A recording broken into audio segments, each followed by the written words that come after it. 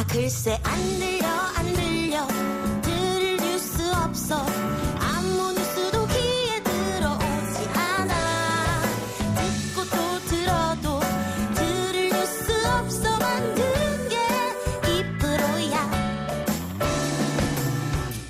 이동영의 뉴스 정면승부 YTN 라디오 이동의 뉴스 정면승부 3부 시작합니다. 오늘 문재인 대통령 기자회견은 코로나19로 인해 현장 20명 그리고 온라인으로 100명의 취재진이 참여했습니다. 집에서 온라인으로 기자회견에 참여해서 질문까지 던졌던 기자와 함께 이야기 나눠봅니다. 미디어오늘 노지민 기자입니다. 기자님 나와 계십니까? 네, 안녕하세요. 미디어오늘 노지민입니다. 네, 안녕하십니까. 오늘 기자회견에서 청와대는 각본 없는 기자회견이다라고 했는데 정말 각본이 없었습니까? 네, 그 각본이라는 게 전임 대통령처럼 뭐 질문 정해두고 즉흥적인 것처럼 좀 연출했냐 뭐 이런 거라고 하면 그런 거는 전혀 없었고요. 근데 다만 이 100명 넘게 한꺼번에 온라인으로 동시 접속을 하고 현장이랑 같이 생중계를 병행을 하다 보니까 리허설은 상당히 여러 번 꼼꼼하게 했습니다. 리허설은 여러 번 했다. 네. 노 기자님이 질문자가 될지는 그럼 사전에는 알 수 없었던 모양이네요? 그러니까 질문자 같은 경우에는 지난주에 정해뒀거든요. 아, 그랬어요? 그리고 나서 지난주 금요일부터 리허설을 좀 여러 차례 해왔기 때문에 뭐 공개는 되지 않았지만 제가 질문자로 선정될 줄은 몰랐던 거죠. 그러니까 질문 대상자가 될 수는 있었지만 제가 선택받을 줄은 그건 전혀 몰랐다. 몰랐습니다. 네. 알겠습니다. 이 또 집에서 그럼 화상으로 하신 거잖아요. 뭐 리허설도 해보고. 네. 그 처음으로 이루어진 일인데 오프에서 할 때와 좀 많이 다르던가요? 제가 일단은 청와대 출입을 한 지 그렇게 오래되진 않아가지고 대통령을 오프라인에서 뵌 적은 없었는데 그냥 통상의 기자회견이랑 비교했을 때 그렇게 막 크게 부자연스럽거나 불편하다 이런 점이 느껴지지는 않았어요. 그런데 대신 아무래도 좀 현장감이라던가 뭐 이런 부분이 좀 아쉬운 부분이 있었던 건 표정에서 읽히거나 그 공기에서 느껴지는 그런 분위기들이 있잖아요. 그런 게 좀 아쉽기도 했고 또 질문을 했을 때 뭐 추가 질문을 요구를 한다거나 뭐 이런 내용을 좀 더 이해하지 못한 건 좀 아쉬웠죠. 오늘 직접 대통령한테 질문하신 내용이 어떤 거였죠? 불통 이야기였나요? 너무 기자회견 숫자가 적지 않느냐? 그렇죠. 기자회견을 그렇게 콕 집어서 언급을 하진 않았는데 뭐 소통 부족이라는 게 사실 이 기자회견 앞두고 주요 질문들이 뭐가 나올지 추측하는 보도들이 많이 나오잖아요. 그중에서 가장 주된 내용으로 이미 좀 예견이 됐던 내용이기도 한데 제가 좀 기회를 얻었거든요. 근데 이 소통 얘기가 좀 여러 측면으로 볼 수는 있지만 저는 방금 사회자님 말씀하신 대로 그 기자회견 비롯해서 언론 접촉이 좀 부족하다 이런 부분을 좀 여쭤보게 됐죠. 뭐 답변은 다들 아실 테고요. 기자회견만의 국민 소통을 생각하지 않는다. 그런 답변이 왔는데 어떻게 답변은 만족하셨습니까? 네, 우선은 이게 코로나 상황 그리고 뭐 현장에서 국민들을 많이 만났다 이렇게 두 가지를 말했는데 우선 제가 질문을 하려고 했던 취지는 좀 설명이 부족한 부분이 있긴 했는데 언론과 직접 접촉을 하고 질문을 듣는 자리를 기준으로 소통이 부족하다라고 말을 했던 거예요. 아무래도 취임 초기에는 언론이랑 직접 현안도 만나서 브리핑을 하고 또 기자들이랑 많이 만나겠다 이렇게 말을 했었는데 실제로 취임 초기에는 춘추관에 찾아와서 인사 관련 내용을 발표하기도 하고 했었거든요.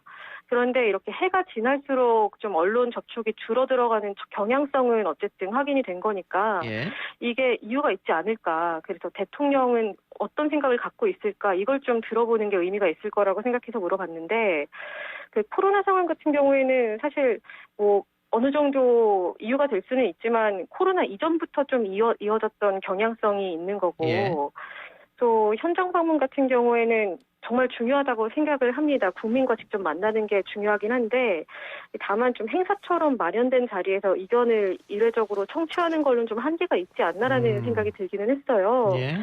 실제로 또 대통령 만났던 분들 중에 뭐 예를 들어서 세월호 유가족이라던가 뭐 산업재해 유가족 같은 분들은 직접 만난 이후에 대통령이 좀 약속을 이행해야 한다라고 다시 호소를 하고 있는 상황이니까 이제 임기 말쯤에는 직접 들었던 말에 대해서 어떻게 생각이 바뀌었는지 어떻게 추진할지를 같이 얘기하는 게 쌍방향 소통이라는 생각을 좀 해서 이게 완전한 답이 됐다고 생각이 들지는 않습니다만 뭐 답변을 들은 건 의미가 있다고 생각합니다. 그 오전에 대통령 기자회견이 있었으니까 지금 시간이 꽤 지났는데 네. 대통령 지지층으로부터 상당한 비난을 받았을 거로 예상되는데요. 아, 그런가요? 모르고 계셨어요? 제가 이걸 찾아보면은 뭐 많이 알겠지만, 뭐 트위터나 페이스북 이런 거를 굳이 불어 검색을 많이 해보지는 않았습니다. 근데 예. 좀 불편할 수도 있겠다라는 생각은 하긴 했는데, 예. 뭐 여러 평가가 있을 수 있는 거죠. 예.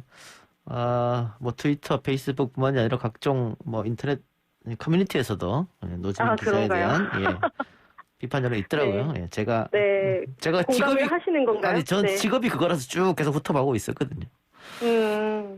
알겠습니다. 네. 오늘 기자회견 내용 전체적으로 평하면 어떻습니까? 그래도 뭐 전직 대통령들 기자회견 비교한다든가 혹은 뭐 최근에 어떤 다른 기자회견과 비교했을 때는 그래도 좀 만족스러웠습니까? 일단 전직 대통령은 너무 비교 대상으로 하기가 예. 조금 질적으로 큰 차이가 있다고 생각을 하기 때문에 그게 의미가 있을지는 모르겠고, 예.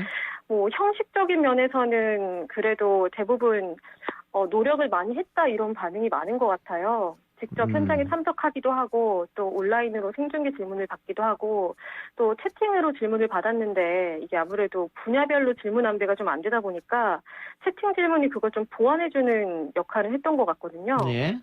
근데 뭐 내용에서는 좀 질문이 특정 분야에 많이 좀 집중이 되는 부분이 있었는데 이 부분은 좀 기자들이 어떤 식으로 안내를 받았냐면 팻말을 들고 있든 안 들고 있든 대통령이 만약에 숫자를 호명하면 질문을 해야 된다 이렇게 안내를 받았어요. 예. 그러니까 내가 기회가 주어졌을 때 가장 묻고 싶은 질문을 좀 물어봐야 되는 거죠. 어허. 그렇다 보니까 이게 뉘앙스별로 좀 다른 답변을 이끌어내고 싶은 의욕이 좀 넘쳐서 특정 분야에 집중되지 않았나 하는 아쉬움은 기자들도 갖고 있는 것 같아요. 그러니까 섹션별로 질문을 해달라고 수차례 언급했던데 다른 주제로 자꾸 질문을 하더라고요. 그렇죠. 근데 또 방역 관련해서 저는 질문을 하려고 기다리고 있었는데 또 그때는 질문 기회가 안 주어지거나. 네. 근데 또 하나는 질문 자체가 쏠림 현상이 있었던 것도 그런데 이 보도가 쏠리는 현상도 있기는 했거든요. 예. 실제로도 오늘 발언 중에서 그 입양 아동 관련해서 발언한 내용 같은 경우에는 저는 짚어줘야 되는 부분이라고는 공감을 하고 또 동의를 하는데 너무 그쪽으로 집중되면서 실제로 발언했던 중요한 내용들이 좀 뒤로 미뤄지는 부분들이 어떻게 보면은 그 쏠림 현상을 더 크게 만들지 않나라는 생각도 듭니다. 청와대 입장에서는 기자들이 그런 식으로 계속 왜곡하고 부풀리고 쓰기 때문에 기자회견을 많이 안 한다. 뭐 이렇게 생각할 수 있지 않을까요? 실제로 그렇게 생각하시는 분들이 좀 있는 것 같더라고요. 또 워낙에 많은 기회가 주어지지 않다 보니까 그래서 뭐 저도 얘기를 전한 것도 있고 주변에 기자들 반응 같은 경우는 보면 이게 자주 있거나 좀 정례적으로 있으면 덜하지 않겠느냐라는 반응도 있어요. 이게 한 번 있는 기회가 흔치 않아서 이번에는 이걸 꼭 물어봐서 끝까지 답변을 드러내야 된다라는 그런 생각이 들 수도 있는 부분인데 또 청와대 입장에서는 잘 안 하던 걸 이번에 기껏 마음먹어서 했더니 꼬투리 잡는다라고 생각을 해서 좀 오히려 소통을 하려다가 안 하지 않을까라는 걱정도 되는 부분입니다. 그 혹시 청와대 관계자로부터 뭐 앞으로 이런 자리를 좀 자주 마련하겠다 이런 얘기 들은 건 없습니까? 직접적으로 기자회견 끝나고 들은 건 없었는데 코로나 상황이 지나고 나면 아무래도 이런 기회가 많아지지 않겠냐는 말은 지난 연말부터 많이들 하셨거든요. 그런데 지금 아무래도 당장은 기회가 많아지기는 어려울 수밖에 없을 것 같고 또 언론과 접촉을 했으니까 기회가 되면 일반 국민이나 시민들을 만나는 자리도 마련하지 않을까 이건 저의 개인적인 생각을 해봅니다. 알겠습니다. 노 기자님 오늘 인터뷰 고맙습니다. 예, 감사합니다. 네, 지금까지 미디어 오늘 노지민 기자였습니다.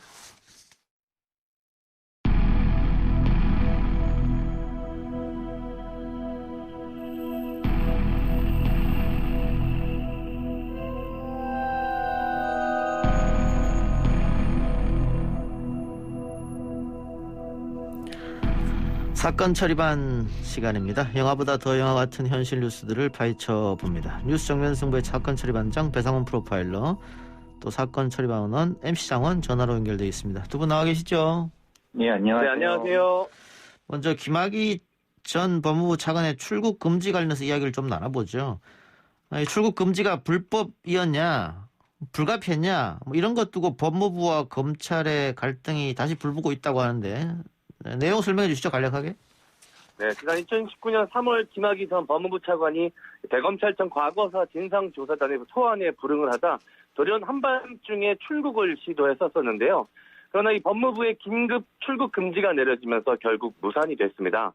이 문제가 되는 것은 김 전 차관의 별장 성접대 사건과 관련 없는 사건 번호와 내사 번호를 기재해 이 출국 금지 문서를 작성했다는 것인데요. 이와 관련해 김 전 차관의 출국 금지 과정에서 위법성이 있었느냐에 대한 논란이 계속해서 이어지고 있습니다. 예. 배 교수님. 근데 예. 만일 그 불법성이 있기 때문에 출금을 걸지 않아서 김학의 전 차관이 도피를 했다고 하면 왜 그냥 보내줬느냐고 더 난리가 났을 것 같은 생각은 들긴 합니다만. 예, 지금 상황은 사실은 그렇게 하지 않았다고 하면은 해도 문제가 될 수 있는 거고. 예. 지금 이 상황이 일반적인 상황에서 김학의 전 차관의 사건을 처리하는 데 있어서 검찰의 과거의 잘못을 회복하기 위한 어떤 방법으로서 긴급 금지라는 것이 됐는데 그 자체의 문제 제기를 절차적 문제 제기를 하게 되면은 예. 결국은 원래 검찰의 잘못에 대한 것에 대한 문제 제기가 또 다시 돌아오는 돌고 도는 상황이거든요. 예. 그것 때문에 논란이기도 하지만 사실 이 논란 자체에 대한 또 논란도 생기는 거죠. 예. 그래서 일각에서는 이게 뭐 김학의 전 차관의 출금에 대해 불법성 이 문제가 아니고 결국은 검찰 내의 세력 다툼이다. 뭐 이런 얘기도 좀 있는 것 같아요. 근데 과거 같은 경우 이런 일이 없었죠. 예. 결국은 검찰의 과거의 잘못을 어떤 드러나면서 뭘 하는 과정에 거기에 관련된 어떤 뭐 사람이든 어떤 사례든 이런 부분이 충돌하고 있는 것이 아니냐.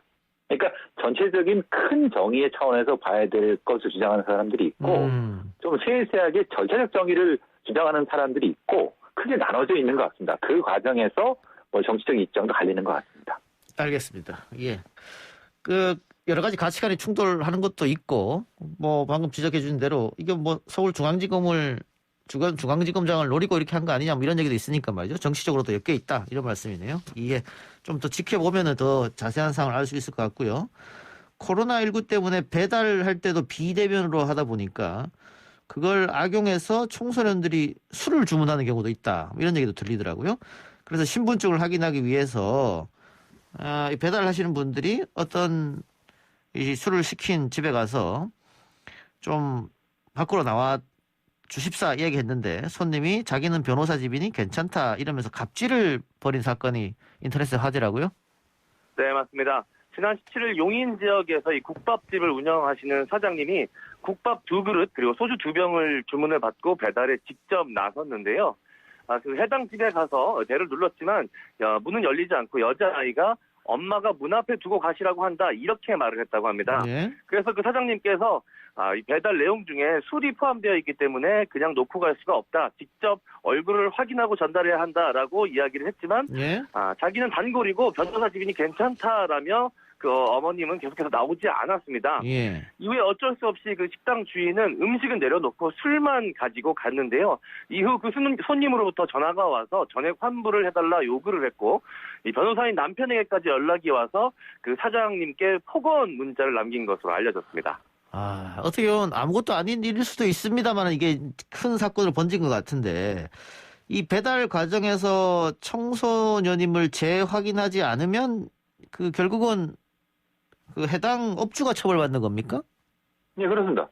식품위생법에는 이거 만약에 주류를 미성년자한테 팔게 되면 예. 이거는 1차 입원 시 영업 정지 2개월, 2차는 3개월, 그다음에 3차까지는 영업소 폐쇄 처분을 받게 되고요. 예. 이건 청소년 보호법에도 연관이 되기 때문에 이건 징역 2년 이하의 징역이 되겠습니다. 그러니까 이 사장님 같은 경우는 제대로 된 확인을 하려고 했는데 그 법을 분명히 아는 변호사라고 하면 알 텐데 예.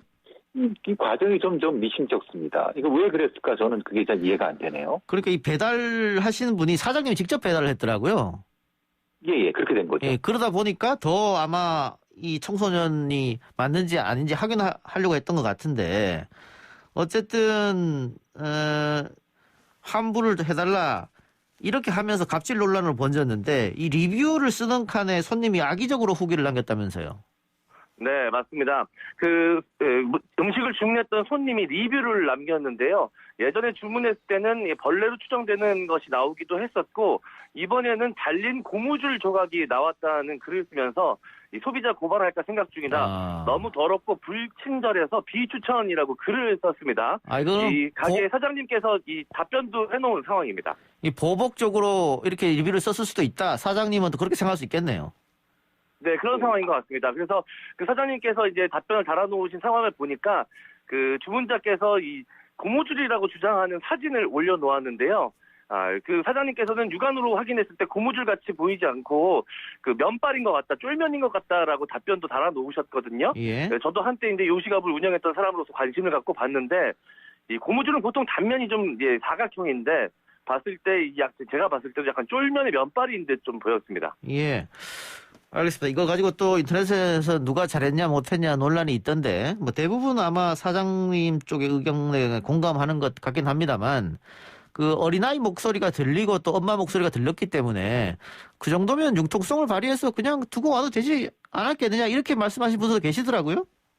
네, 근데 그런 분도 계신데 저도 이제 요식업을 운영을 해봤었는데 그렇게 믿고 맡겼다가 오히려 역으로 본인 얼굴도 확인하지 않고 그냥 전달하고 갔다라고 리뷰가 올라와서 피해를 입는 경우도 있습니다. 그래서 사장님들 같은 경우에는 오히려 이제 그런 상황도 예측을 해야 되기 때문에 반드시 좀 얼굴을 확인하고 이 주류 같은 경우 전달을 하려고 하는 것들이 있습니다. 예. 배 교수님도 한 말씀 해주시죠. 예, 그게 만약에 이런 경우가 있는데 이런 일종의 함정을 파는 경우도 있습니다. 경쟁업체 같은 데서? 예, 그러니까 그 안에서 이런 소리도 내고 그러면서 확인 안 하고 하는 거를 그걸 또 고발해 갖고 경쟁업체를 이렇게 곤란하게 하는, 그러니까 이 사장님으로서 엄격하게 해야 되는 게 맞는 겁니다. 그렇군요. 그렇기 때문에 이런 문제가 생기는 거죠. 참 쉽지 않네요. 알겠습니다. 다음 사건으로 넘어가죠. 돈을 갚지 않아서 지인을 살해한 사건이 있네요. 네, 경기 시흥경찰서는 이 살인 등 혐의로 60대 A씨를 긴급 체포했다고 밝혔습니다. 60대 A씨는 어제였습니다. 17일 오전 4시쯤 지인의 자택에서 채무 갈등으로 서로 다투다가 이 지인의 목을 졸라 살해한 뒤 시흥시 수인로의 한 낚시터 인근 전신주 옆에 시신을 유기한 혐의를 받고 있습니다. 그 과정에서 이 시신에 불도 지른 것으로 확인이 됐는데요. 이 사건은 시신을 유기한 당일 불에 탄 시신이 발견됐다는 중례 신고로 수사가 시작이 됐고요. 경찰은 신고가 접수된 지 5시간 만에 서울 관악구 소재 A씨의 자택에서 A씨를 검거했습니다. 교수님, 사체를 훼손한 이유는 자신의 범행을 감추려고 했다, 그렇게 보면 됩니까? 예, 우발적으로 만약에 범행을 하고 근데 증거를 훼손하려고 한 건데 이게 좀 석연치 않은 부분이 있습니다. 예. 왜냐하면 명백하게 분명히 행적이나 이런 것이 드러날 텐데 혹시 다른 이유가 있지 않을까 이런 것도 따져봐야 될 것 같고, 이게 어떤 우발적으로 충격적인 어떤 생각 때문에 갑작스러운 어떤 충격 때문에 어떤 사체를 훼손할 생각을 가지고 했을 가능성, 이것도 사실은 이제 염두에 둬야 되겠죠. 그러면 우발적이 아니고 좀 계획을 했다거나 아니면 원한이 깊어서 그럴 수 있다, 이 말씀이네요. 그렇죠. 왜냐하면 그 이전에 이 두 분 사이에 어떤 수억 원의 채무 갈등이 있었던 것 같습니다. 수억 원에, 그러니까 그 갈등이 또 인간적인 갈등으로 되고 그러는 과정에서 돈 문제에서 시작된 것이 다시는 원한 쪽으로 갔을 수 있다. 그렇기 때문에 단지 우발적일 수 있냐, 이것은 수사 과정에 더 한번 봐야 될 것 같습니다. 혐의를 피의자는 인정하고 있습니까? 예, 대부분 인정하고 있는데 문제는 그 혐의라는 것은 우발적이라는 거죠. 본인은 그렇게 얘기하겠죠. 예. 인정하지만 계획적인 것은 인정하고 있는지는 그거는 아닌 거죠. 그러니까 여기서는 수사를 계획성 있는가를 봐야 되는 거죠. 예. 우발적인데 왜 사체는 훼손했느냐, 이런 것도 조사 대상이겠네요. 그죠. 그렇게 연결이 되는 거죠. 알겠습니다. 또 하나 다뤄볼 게 요즘 이번 주말입니다. 이번 주말에 계속 인터넷에서 화제가 됐던데 층간소음으로 연예인들이 계속해서 논란의 중심에 서 있어요. 네, 맞습니다.